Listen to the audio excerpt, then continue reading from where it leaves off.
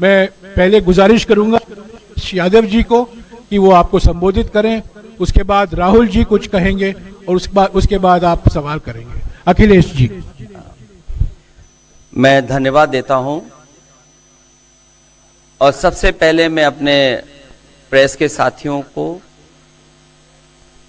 आपके माध्यम से पूरे देश और प्रदेशवासियों को मैं रामनवमी की बहुत बहुत बधाई और शुभकामनाएं देता हूं।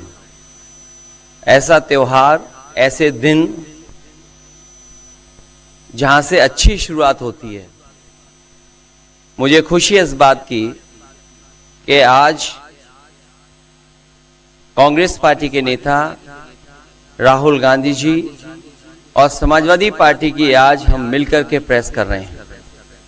पहले चरण का चुनाव उत्तर प्रदेश का होने जा रहा है और जो पश्चिम से हवा चल रही है वो पूरे के पूरे उत्तर प्रदेश और देश के माहौल को बदलने जा रही है। आज गाजियाबाद में बैठे हैं। इस बार भारतीय जनता पार्टी को गाजियाबाद से लेकर के गाजीपुर तक इंडिया गठबंधन सफाया करने का काम करेगा। आज किसान दुखी है। तमाम जो वादे किए थे, भारतीय जनता पार्टी की हर बात झूठी निकली। उनके वादे झूठे। न किसान की आय दोगुनी हुई, नैतिकता का बुलबुला था वो भी टूट गया। इलेक्टोरल बॉन्ड ने इनका बैंड बजा दिया। भारतीय जनता पार्टी सभी भ्रष्टाचारियों का गोदाम बन गई। न केवल भ्रष्टाचारियों को ले रहे हैं, बल्कि भ्रष्टाचारियों ने जो कमाया है उसको भी अपने साथ रख रहे हैं। जहां उत्तर प्रदेश देश का सबसे बड़ा प्रदेश है, डबल इंजन की सरकार में जो दावा करते रहे डबल इंजन, उनकी होर्डिंग देखिए आप कि अब डबल वहां पर नहीं दिखाई देते हैं, अकेले दिखाई दे रहे हैं। इनके प्रत्याशी होर्डिंग से गायब हैं और चुनाव के बाद होर्डिंग पे जो अकेले हैं वो भी गायब हो जाएंगे और सफाया होने जा रहा है। इनका एक ही नारा है, झूठ बोलने का और लूटने का। लूट और झूठ भारतीय जनता पार्टी की पहचान बन गई है। पेपर लीक कितने हुए हैं? एक दो होते तो ठीक था, लेकिन 10 पेपर लीक हुए।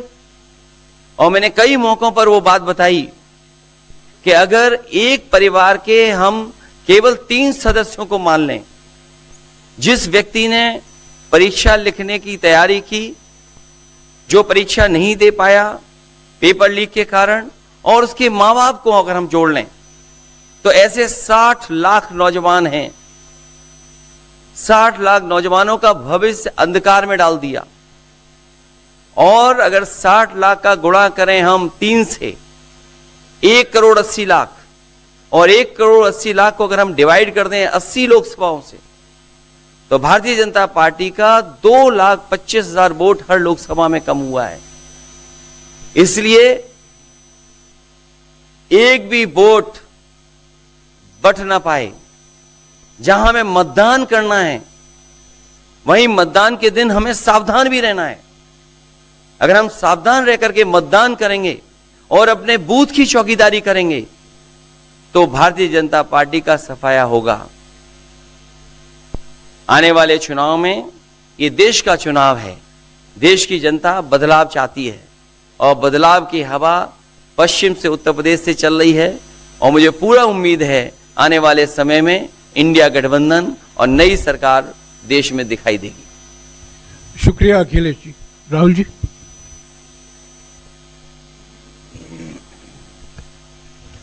नमस्कार। रामनवमी की आप सबको, देश को बहुत बहुत शुभकामनाएं। ये चुनाव विचारधारा का चुनाव है। एक तरफ आरएसएस और बीजेपी जो संविधान है, लोकतांत्रिक सिस्टम है, उसको खत्म करने की कोशिश कर रही है, और दूसरी तरफ इंडिया गठबंधन, कांग्रेस पार्टी संविधान को, लोकतंत्र को डिफेंड करने की कोशिश कर रही है, उसकी रक्षा कर रही है। चुनाव में 2-3 बड़े मुद्दे हैं। सबसे बड़ा बेरोजगारी, दूसरे नंबर पर महंगाई, भागीदारी। मगर बीजेपी 24 घंटा डिस्ट्रैक्शन करने में लगी रहती है। कभी प्रधानमंत्री समुद्र के नीचे चले जाते हैं, कभी आसमान में सी प्लेन पे चले जाते हैं, मगर जो मुद्दे हैं उनके बारे में ना प्रधानमंत्री ना बीजेपी बात करती है। कुछ दिन पहले प्रधानमंत्री ने एएनआई को बहुत लंबा इंटरव्यू दिया। स्क्रिप्टेड था, मगर फ्लॉप शो था। प्रधानमंत्री जी ने उसमें इलेक्टोरल बॉन्ड्स समझाने की कोशिश की। प्रधानमंत्री जी कहते हैं कि इलेक्टोरल बॉन्ड्स का सिस्टम ट्रांसपेरेंसी के लिए लाया गया, राजनीति को साफ करने के लिए लाया गया।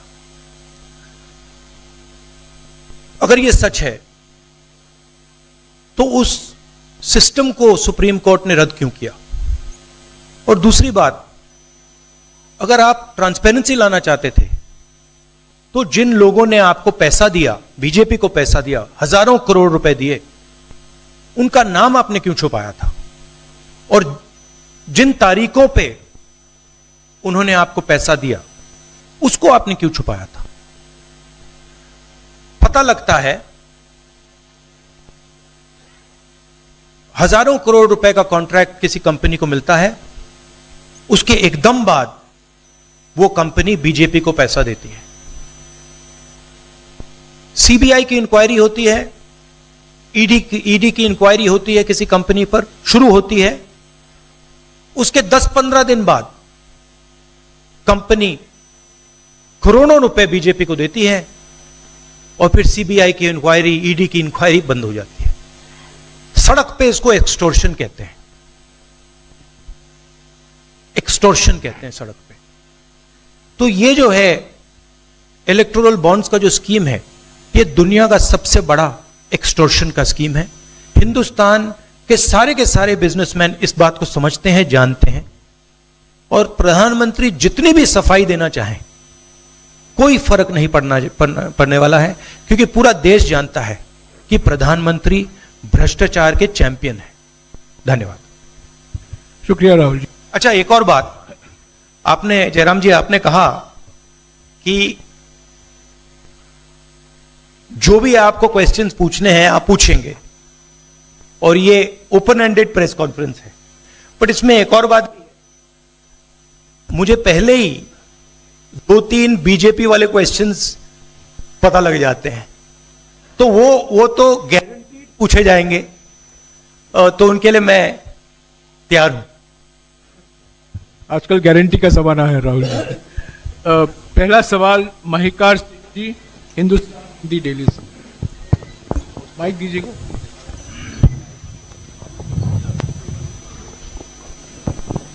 राहुल जी, स्वागत है आपका। दोनों नेताओं, जबकि आज प्रचार का पहला चरण समाप्त होने वाला है, आपने मेरे मित्रों को थोड़ा सा कसरत करा दी। वो दिल्ली से यहाँ आए हैं, आपने गाजियाबाद में ही क्यों पीसी की? यूपी और दिल्ली छोड़ के गाजियाबाद में पीसी हो रही है। दूसरा सवाल ये है राहुल जी से कि लोग तो गुजरात छोड़कर पीएम बनने के लिए बनारस आते हैं, आप बाय नाइट चले गए, तो क्या अमेठी या रायबरेली से आप लड़ेंगे? ये बीजेपी वाला क्वेश्चन है, ये पत्रकार का सवाल। पहले ही opening ball BJP question. Very good, शाबाश। देखिए,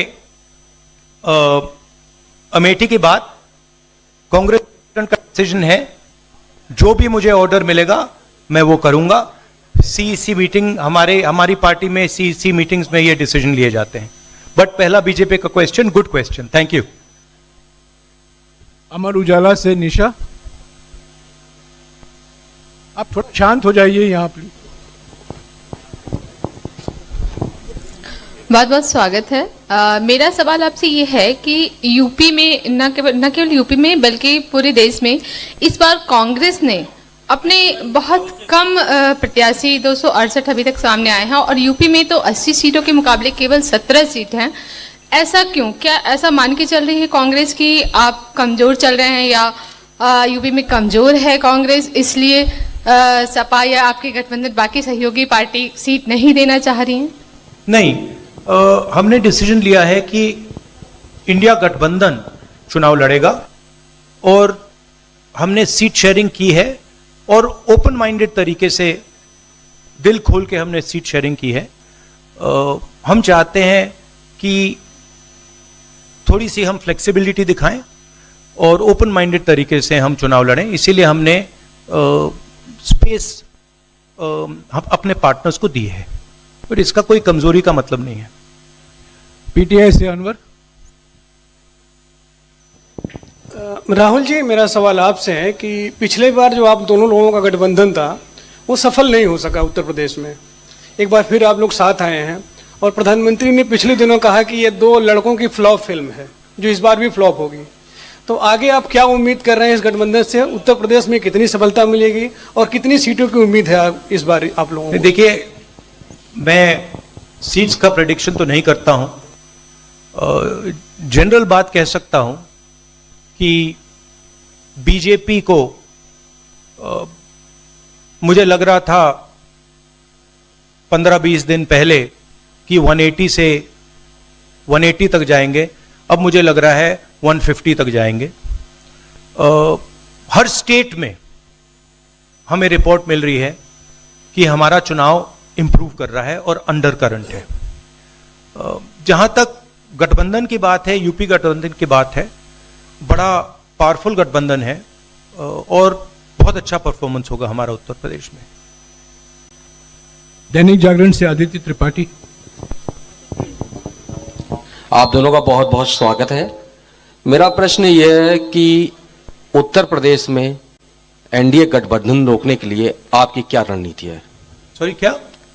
उत्तर प्रदेश में एनडीए गठबंधन को रोकने के लिए आपकी क्या रणनीति, आप दोनों लोगों की? उत्तर प्रदेश में नेशनल लेवल पे मैं आपको हमारा फाउंडेशन बता देता हूं और वही आइडियाज हम उत्तर प्रदेश में भी चलाएंगे। देखिए, पिछले 10 सालों में नरेंद्र मोदी जी ने नोटबंदी करके, गलत जीएसटी लागू करके, और जो बड़े बड़े अरबपति हैं, अदानी जी हैं, उनका पूरा सपोर्ट करके जो रोजगार पैदा करने का सिस्टम था उसको उन्होंने खत्म कर दिया है। तो सबसे पहला काम जो रोजगार हिंदुस्तान के युवाओं को मिलना चाहिए उसको एक बार फिर स्ट्रेंथन करने का है। उसके लिए हमने अपने मैनिफेस्टो में 2-3 आइडियाज दिए हैं। एक आइडिया रेवोल्यूशनरी आइडिया है, राइट टू अप्रेंटिसशिप। तो जो अमीर घर के बच्चे होते हैं वो अप्रेंटिसशिप करते हैं, ट्रेनिंग मिलती है, पेड ट्रेनिंग होती है। तो हमने डिसाइड किया है कि हिंदुस्तान के उत्तर प्रदेश के सब ग्रेजुएट्स को, डिप्लोमा होल्डर्स को हम अप्रेंटिसशिप का अधिकार देंगे। जो भी अप्रेंटिसशिप करना चाहेगा उसको प्राइवेट सेक्टर में, पब्लिक सेक्टर में, सरकार में अधिकार मिलेगा, अप्रेंटिसशिप का अधिकार मिलेगा, ट्रेनिंग होगी और 1 लाख रुपए साल का, 8,500 रुपए महीने का उस युवा के बैंक अकाउंट में हम डालेंगे। और ये करोड़ों युवाओं के लिए हम अधिकार दे रहे हैं। इससे एक ट्रेन्ड मैन पावर तैयार होगा, प्राइवेट कंपनीज को भी इसका फायदा होगा, सरकार को भी इसका फायदा होगा, और एक प्रकार से युवाओं के लिए ये एक जॉब मार्केट में एंट्री का सिस्टम हो जाएगा। दूसरी चीज 30 लाख सरकारी रोजगार हैं जो नरेंद्र मोदी भर नहीं रहे हैं, वो वैकेंसीज हम युवाओं को देने जा रहे हैं। पेपर लीक की बात हुई है, उसके लिए हम कानून बनाएंगे, उसको हम खत्म कर देंगे। तो ये बात हुई युवाओं की। एक और हमारा आइडिया, क्रांतिकारी आइडिया, और ये उत्तर प्रदेश की महिलाओं को बहुत फायदा मिलेगा इससे। हर गरीब परिवार की हम लिस्ट बनाएंगे और हर गरीब परिवार में से हम एक महिला को चुनेंगे और उसके बैंक अकाउंट में महीने के 8,500 रुपए, साल के 1 लाख रुपए सरकार हर महीने बैंक अकाउंट में डालने जा रही है। किसानों की बात, किसान सिर्फ 2 चीजें मांग रहा है। नरेंद्र मोदी से 10 साल मांगा, हमें सही दाम दिलवा दीजिए, और जैसे आपने 16 लाख करोड़ रुपए, मतलब 24 साल का मनरेगा आपने अदानी जैसे लोगों का माफ किया, वैसा ही आप हमारा भी माफ कर दीजिए।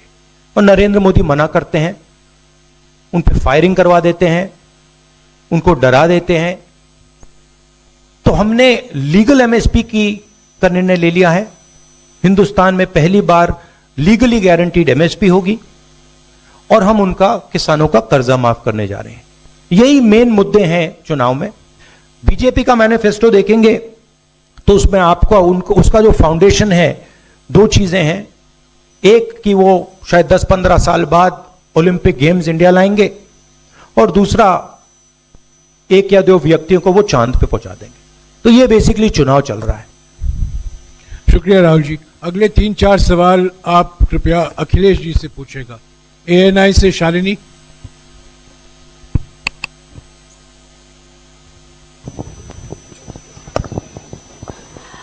पहला सवाल राहुल जी से है। अखिलेश जी से पूछेगा प्लीज। उन्होंने कृपया लगा दिया, इसलिए अब हमसे पूछिए। दोनों से पूछूंगी सर।